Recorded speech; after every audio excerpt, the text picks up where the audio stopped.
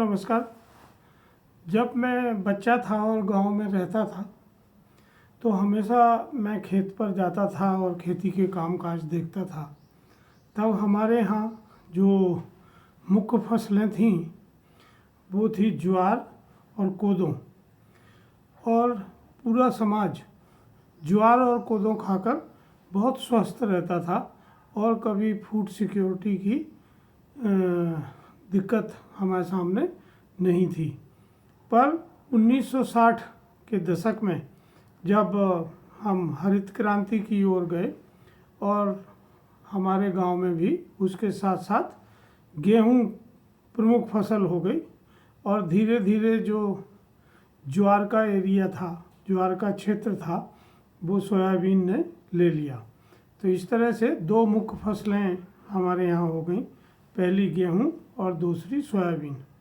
और कोदो लगभग लुप्त हो गया और ज्वार की खेती भी बहुत कम हो गई और आज तो ना के बराबर ही होती है।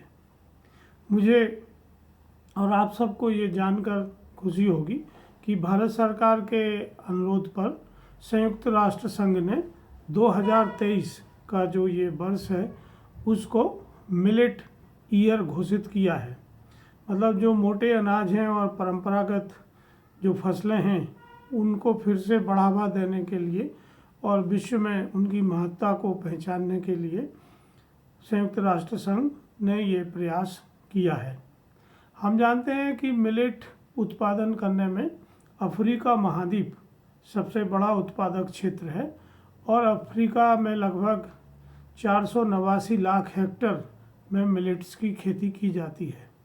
अगर हम अपने देश की बात करें तो Indian institutes of millet research Hyderabad के आंकड़ों के हिसाब से हम लोग एशिया का 80% और विश्व का 20% मिलेट का उत्पादन करते हैं। और जैसा मैंने आपसे बताया कि हरित क्रांति के बाद इसमें बहुत कमी हुई है और ये एरिया अभी हमारे यहाँ मिलेट्स में है। मिलेट्स निरंतर कम होती गई फसल है और इसका नतीजा ये हुआ कि इसका उपयोग कम हुआ और जब मोनोक्रॉप के ऊपर हम लोग आ गए, एक ही तरह की फसल हम लोग बार बार पैदा करने लगे, तो इसके पर्यावरण पर बहुत दुष्परिणाम हुए। मिट्टी खराब हो गई, मिट्टी की उर्वरा शक्ति पर बहुत बुरा असर हुआ और पूरा जो इकोसिस्टम था खेती का वो डिस्टर्ब हो गया। और इस सब के चलते भी 2020-21 और 2021-22 में हमारे यहाँ से मिलेट का निर्यात फिर भी होता रहा है। इसमें ज्वार, बाजरा प्रमुख निर्यातक फसलें हैं और हम लोग Indonesia, Belgium, Germany, Mexico, Italy, America, Britain, Brazil और नीदरलैंड जैसे देशों को मिलेट का निर्यात करते हैं। अभी भारत सरकार के निर्देश पर एपीडा मिलेट्स के निर्यात को बढ़ाने के लिए काम कर रहा है और चूँकि वर्ष 2023 भारत के अनुरोध पर ही मिलेट्स ईयर घोषित किया है, तो हमारे देश की केंद्रीय सरकार और राज्य सरकारें भी मिलेट को बढ़ावा देने के लिए काम कर रही हैं। आप शायद ये जानना चाहेंगे कि मिलेट्स में कौन कौन सी क्रॉप्स आती हैं और उनका प्रोडक्शन मिक्स क्या है। तो मिलेट में जो मुख्य फसलें आती हैं उसमें ज्वार, बाजरा, कंगनी, कोदो, समा, चैना, रागी, कुट्टू, चौलई और कुटकी ये प्रमुख फसलें हैं। इसके अलावा भी बहुत सारी स्थानीय फसलें हैं जो अलग अलग राज्यों में उनके जो जनजातीय प्रदेश हैं वहाँ उगाई जाती हैं और उनके बीज आज भी कुछ हद तक सुरक्षित हैं। बहुत सारी फसलों के बीज भी अब नहीं मिलते हैं। अगर हम इनकी पौष्टिकता का ग्राफ देखें तो जो खाना आज हम खा रहे हैं उनसे ज़्यादा पौष्टिक चीज़ें हमें मिलेट्स को खाने में मिलती हैं। इसमें रेशे, B complex, vitamin, amino acid, बसीय अम्ल, vitamin E, iron, magnesium, phosphorus, potassium, vitamin B6 व कैरोटीन ज़्यादा मात्रा में पाए जाते हैं और इसी का नतीजा था कि जो हमारे पूर्वज हैं वो ज़्यादा स्वस्थ रहते थे और उन्हें इतनी शारीरिक कठिनाइयाँ या रोगों का सामना नहीं करना पड़ता था। तो यही कारण है कि मिलेट को सुपर फूड कहते हैं और सुपर फूड के नाम से ही इसको फिर से आधुनिक समाज में पॉपुलर करने की कोशिश की जा रही है।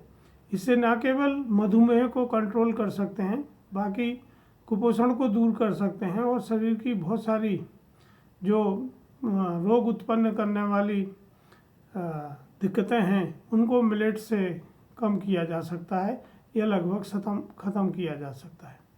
दूसरा, मिलेट को बढ़ावा देने का यह भी कारण है कि अब जलवायु में बहुत ज़्यादा परिवर्तन हो गए हैं और इसका प्रभाव जो परंपरागत फसलें हम अभी उगा रहे हैं उनके ऊपर पड़ रहा है, क्योंकि इनमें पानी की बहुत ज़्यादा ज़रूरत होती है, इनमें न्यूट्रिशन की भी ज़रूरत होती है और इनकी उत्पादन लागत बहुत ज़्यादा होने लगी है। अगर हम मिलेट्स की बात करें तो ये जलवायु परिवर्तनों को आसानी से सहने की क्षमता रखती हैं। इनकी रोग प्रतिरोधक क्षमता बहुत अधिक होती है, जिससे इन्हें किसी भी तरह के पेस्टिसाइड या दूसरे न्यूट्रिएंट की ज़रूरत नहीं होती है।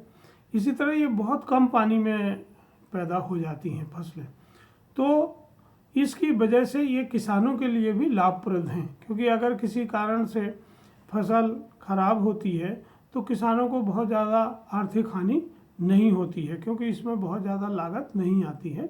ये बेसिकली श्रम प्रधान फसलें हैं और आसानी से उत्पादित हो जाती हैं। हमारे देश के जिन राज्यों में मिलेट्स का मुख्य रूप से उत्पादन होता है उसमें राजस्थान, गुजरात, उत्तर प्रदेश, हरियाणा, महाराष्ट्र, तमिलनाडु, आंध्र प्रदेश, पंजाब, तेलंगाना और मध्य प्रदेश प्रमुख राज्य हैं। इनसे तरह तरह के उत्पाद पहले भी बनाए जाते थे और अभी बहुत सारे स्टार्टअप और एफपीओज और कंपनियां और एपिडा उत्पाद बना रहे हैं और उनको प्रचारित कर रहे हैं। इसमें bread, biscuit, laddoo, pasta, probiotic, idli, dosa, uttapam, noodles, इस तरह के प्रोडक्ट हैं जो धीरे धीरे समाज में पॉपुलर हो रहे हैं।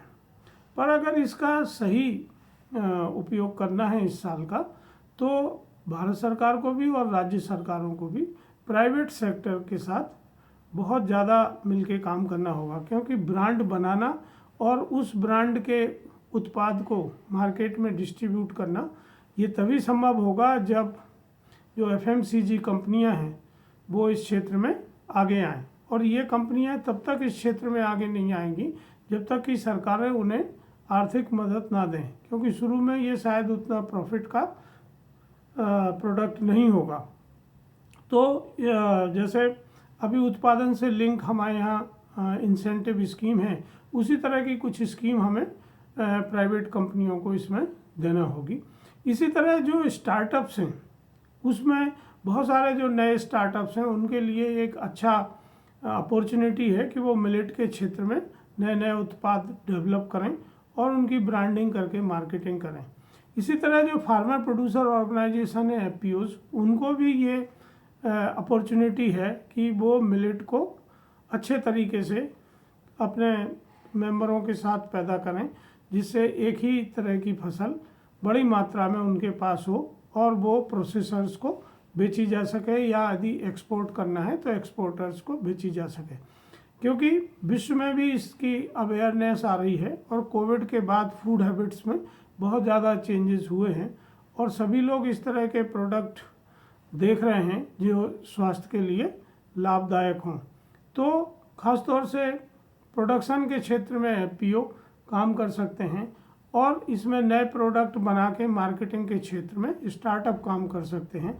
मुझे उम्मीद है कि दोनों को सरकार आगे लाएगी और इस वर्ष को मिलेट ईयर के रूप में सफल बनाने में समाज की भागीदारी को सुनिश्चित करेगी। मिलेट की जो बीज हैं वो ई फसल प्लेटफार्म पर उपलब्ध होते हैं और लगभग सभी पुराने और नए तरह किस्म के बीज ई फसल द्वारा वितरित किए जाते हैं। तो जो हमारे साथी इसके उत्पादन में आना चाहते हैं वो इसके लिए ई फसल के साथियों की मदद ले सकते हैं। धन्यवाद, नमस्कार।